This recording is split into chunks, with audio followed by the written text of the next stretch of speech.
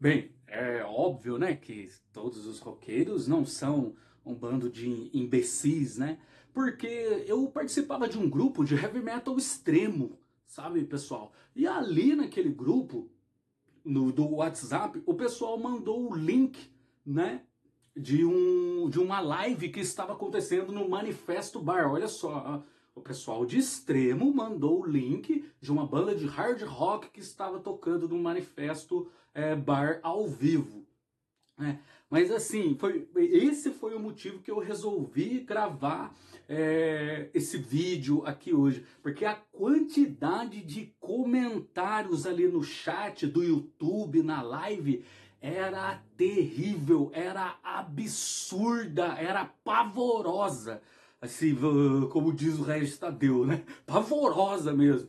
Eu falei, meu, como que o pessoal é babaca, como o pessoal é imbecil, cara. Pô, primeiro, era uma banda, era o Gotthard que estava tocando lá. Eu falei, pô, Gotthard cover. Então já começa por aí, né? De uma banda querer fazer o cover do Gotthard. Pô, que legal, né, cara? E a galera reclamando do som, e reclamando disso, reclamando daquilo. Cara, eu acho que esse pessoal nunca foi num show ao vivo de verdade. Quando você vai num show ao vivo de verdade, que você vê como é que funciona o ao vivo. E o Manifesto Bar, os caras não têm equipamento suficiente para fazer uma live a nível das bandas do exterior. É muito difícil, isso vai muito dinheiro, cara. E ao vivo é outra história, né? E tanto é que quando você escuta aí seu roqueirinho de FM, quando você escuta, né, as bandas aí tocando ao vivo e tal, meu, aquilo é tudo editado em estúdio, cara. Aquilo é tudo, você tem mixagem, você tem masterização, você tem um monte de coisa que os caras fazem, né? O Live Killers, né, do Queen é considerado um grande álbum por causa disso, por causa dele ser bem ao vivo, né? Os caras mexeram muito pouco ali em estúdio, né? Então é complicado assim a gente falar, porque nós que estamos assim dentro do rock and roll, a gente romantiza, né? A gente romantiza muito, a gente acredita que o pessoal é culto, que o pessoal é não sei o quê, e isso, e não é. Tem muita gente que não é, pode até ter uma parcela muito grande que é, mas tem muitas pessoas que não são, né? E nós que somos do meio, a gente romantiza muito o negócio. E o roqueiro, né, o metaleiro, o que quer que seja, ele tem essa visão de que ele é superior às pessoas que escutam outros estilos musicais. E ninguém é superior a nada, né? Como um amigo meu diz, o fã, ele é um mal necessário, né? Ele é um mal necessário, cara, porque você, igual nessa live, eu assisti a do Gotthard, você via as pessoas criticando, zoando, falando mal da banda, né? Não percebendo ali a qualidade que os caras estavam tendo. Depois eu entrei numa outra live dos Rolling Stones, né? Ali no Manifesto Bar. Falei, pô, agora é uma banda clássica, né? Eu acho que o pessoal vai tomar jeito. E os comentários eu acho que eram piores, dos caras xingando a banda, dos caras criticando o manifesto, fazendo tudo, todo qualquer tipo de comentário mais imbecil que você possa imaginar. Tava lá nessas lives, tanto do Gotthard, olha que o Gotthard é uma banda até para quem curte mesmo, né? E dos Rolling Stones. E eu olhava o chat porque eu queria saber muitas vezes as músicas que os caras estavam tocando, né? E o fã, ele é um mal necessário, né? Os caras reclamam que não tem banda e tal, né? Mas quando surge o Greta Van Fleet, os caras criticam. Você consegue entender um negócio desse? Pô, com um álbum, o Greta Van Fleet fez esse sucesso, né, estrondoso aí no mainstream, é claro, né? E os caras vão lá e criticam. Eu vejo muito cara falando que é uma banda formada, uma banda de produtor.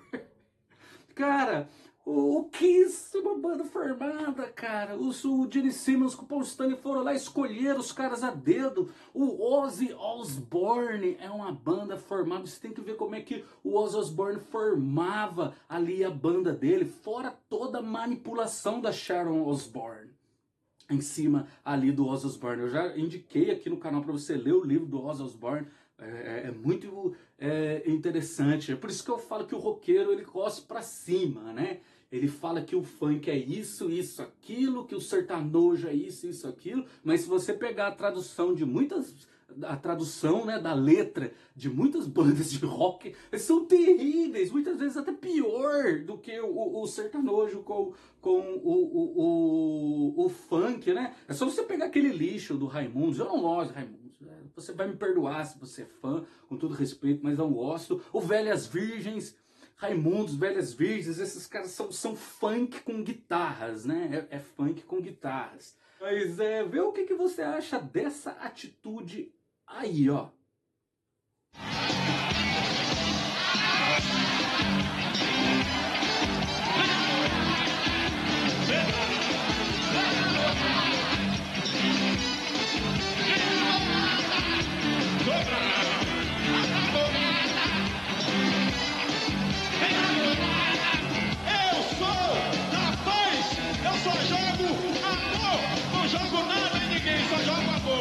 Complicado, né? Complicado colocar o Carlinhos Brown no dia do Guns N' Roses, né?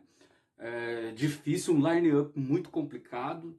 Eu confesso que eu dei muita risada na época, porque eu não gostava dele, mas você vendo hoje, assim, analisando com os olhos de hoje, é difícil, assim, imagine você estando na pele do cara. É complicado também porque ele provocou a plateia, né? Ele provocou, então também fica difícil dizer, né? Como que ele foi hostilizado. Não foi só o Carlinhos Brown que sofreu na mão dos headbangers, né? O Lobão no Rock in Rio 2 de 1991, também, pô, você tinha que colocar o Lobão com o Capital Inicial, com Titãs, né? Vai e coloca o Lobão com Megadeth, Sepultura, Judas Priest, né? É complicado, né? O pessoal fazer esse line-up assim, mas eu acredito que daria pro pessoal respeitar, né, cara? Pô, você não tá curtindo, beleza, sai fora, sai, volta, mas o Lobão também, cara, o cara querer colocar a bateria de escola de samba da Mangueira no dia do headbanger, né? No dia do metal. É um lance meio complicado também, né? A agressividade do público chegou ao palco. Ele não aguentou e reagiu indignado. Parou. Escuta aqui. Eu sei que tem gente aplaudindo. Agora a gente não é palhaço, não. Lobão ainda tenta voltar à cena, mas é impraticável. Muita gente sofreu ali no Rock in Rio 1 também, né, cara? Pô, o Erasmo Carlos no dia do Iron Maiden, imagina isso, Erasmo Carlos no dia do Iron Maiden, cara. Kid Abelha no dia do metal, Eduardo Duzec no dia do metal, é difícil, né, gente? Isso revoltou até o Herbert Viana do Paralamas do Sucesso. É que ontem eu tava aqui assistindo shows, fiquei chateado com o que alguma parte da plateia fez com o Eduardo Duzec e com o Kid Abelha, de jogar pedra. Eu acho o seguinte, que cada um tem direito de viver o grupo que gosta. Vem na hora que vai tocar o seu grupo, cara, e em vez de vir jogar pedra, fica em casa aprendendo a tocar guitarra, quem sabe no próximo você tá aqui no palco. Ele, em partes, ele tem razão, né? Mas naquela época também a gente tá falando aqui, né, gente? Esse show do Lobão foi em 1991, a pegada era outra, né? Eu acho que quem é do rock and roll sabe disso, né? Pô, 1991, cara, o negócio era doido, né? Era outra época, era outra ideia, né? E o Rock in Rio 1, né, desses artistas aí tocando no meio do metal, naquela época a mídia brasileira ela nem sabia o que era heavy metal. Se você pegar as reportagens da época, tanto do Rock in Rio 1 e até do Rock in Rio 2, é um lixo. É um lixo você ver assim a programação, como é que a mídia brasileira ela tratava o rock pesado, como é que ela mostrava o rock pesado sem embasamento nenhum, sem base, sem investigar o estilo, querer saber o que é, nada. Realmente assim é lamentável a mídia nacional, né, cara? Se você pegar assim. Mas assim, esses artistas também, né, cara? Puta, anos 80, a parada era. Se tinha um radicalismo, né? Eram outros tempos, os anos 80, né? Ninguém nem sabia o que era headbanger naquela época, a mídia brasileira, né?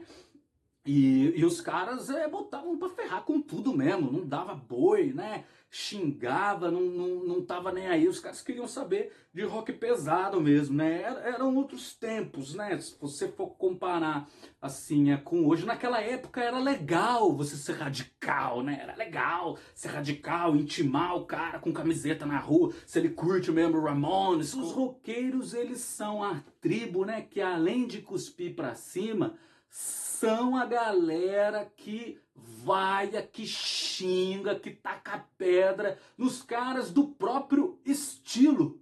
Olha só aí o Monsters of Rock de 1996.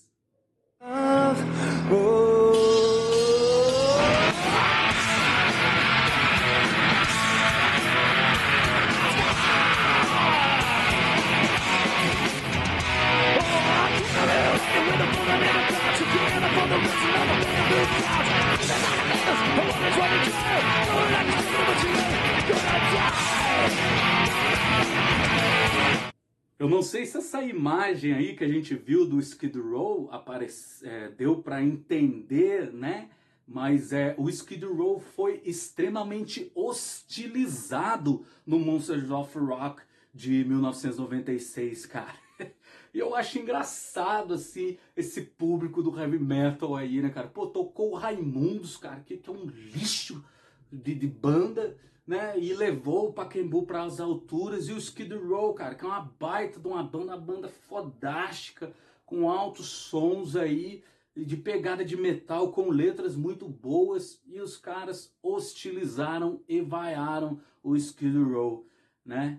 E vamos entender, então, perceber aí na visão de quem estava lá no Monsters of Rock de 1996, o grande amigo Felipe, grande músico aqui do Vale do Paraíba. Você tem a palavra, meu amigo. Vê lá. A questão do sectarismo do rock sempre existiu, continua a existir e aparentemente não tem data para acabar. No caso do Skid Row, a questão é bem complexa, mas eu vou tentar resumir. A banda nunca foi levada a sério no Brasil por uma série de motivos. Vamos lá. Além da banda ter sido introduzida no Brasil por meio da trilha sonora de uma novela da Rede Globo, com a balada I Remember You, a gravadora capitalizou muito a imagem do vocalista, Sebastian Bach, que em alguns casos ainda puxava muito pro glam. Isso acontecia com quase todas as bandas de rock da época, mas no caso do Sebastian Bach, era muito comum vê-lo na capa de alguma revista feminina para adolescentes, o que pegava muito mal com o público roqueiro. Fora isso, e é importante a gente lembrar que nós estamos falando do começo da década de 90, quase 30 anos atrás, o Skid Row era considerado como uma cópia ou um Guns N' Roses de segunda linha. Enfim, com toda a coisa do grunge começando a explodir ali no Brasil por volta de 91, 92, 93, a coisa só piorou. E muitas bandas de hard rock foram jogadas para escanteio chamadas de poser. O que aconteceu em 96 no Monsters of Rock, ao meu ver, teve um pouco a ver com isso que eu acabei de explicar e também com as bandas escaladas para aquela edição do festival. Colocar o Skid Row entre o Motorhead e o Iron Maiden foi um erro crasso por motivos óbvios, especialmente depois de um dia inteiro onde a gente teve shows de Merciful Fate e King Diamond, com ambas as bandas fazendo shows consecutivos, Biohazard e Halloween. Para piorar, o Bach não estava cantando muito bem naquele dia, e isso tudo contribuiu para a recepção negativa. Se talvez tivessem tocado um pouco mais cedo, a recepção tivesse sido melhor. É isso aí. Vale a pena ouvir aí um cara que nem o Felipe, que estava lá. O rock and roll, ele precisa da sua essência, né? Ele não pode perder a sua identidade, né? mas tudo merece respeito. E o rock and roll, ele não é somente música, ele é filosofia de vida também, porque de uma maneira ou outra ele influencia muito na nossa vida, em inúmeros aspectos. Então ele não pode perder a sua identidade. Mas a gente tem alguns clichês aqui do rock and roll que ninguém aguenta mais, cara. Vamos lá. O rock está morto, né? Esse é o típico do roqueiro de FM. Não se faz mais música como nos anos 70 ou 80. O cara quer que as bandas do século XXI soem, né? Igual as bandas de antigamente. Tal banda se vendeu, é comercial. E o Kiss não é comercial, né? O Ozzy Osbourne, que fez até reality show na casa dele, também não é comercial. O metaleiro filósofo, né? Que é pseudo-filósofo, entendido de tudo. Só o primeiro presta. Você já deve ter ouvido muito headbanger falar isso. O Spotify, YouTube, que nada. Ouvir na fitinha era bom. Isso é terrível, a fita era terrível, cara. Hoje em dia o negócio, a praticidade é bem melhor, bem mais fácil. O metaleiro, a minha vida rock and roll. Você não consegue conversar com o metaleiro se não for de heavy metal ou de rock. Fica difícil, né? O metaleiro nerd, aquele que sabe tudo. Se você falar de física quântica, o cara quer opinar, né? O roqueiro delegado, aquele que intima você pela banda que você tá usando a camiseta roqueiro delegado. Isso é terrível.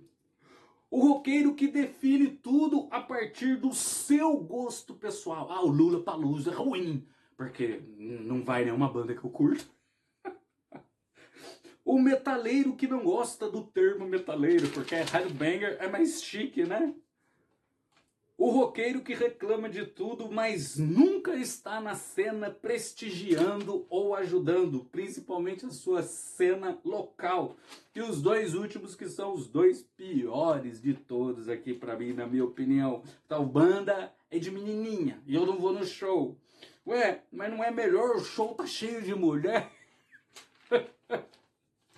E o pior de todos, que é o metaleiro fã do Burzum, né? Daquele infeliz do Varg Vikernes. Sei lá como se pronuncia o nome desse Varg Vikernes aí, do Burzum, essa banda lixo aí, que não tem nem o que dizer. E você? Tem aí alguma história de algum roqueiro babaca aí, de algum show que você foi, alguma banda que foi hostilizada?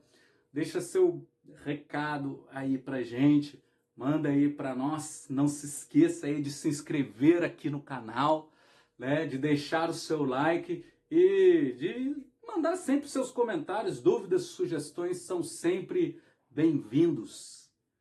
Um grande abraço para você aí e viva o verdadeiro rock and roll. Quero ver esses comentários aí, hein? Forte abraço, paz e bem para todos aí e viva o rock and roll.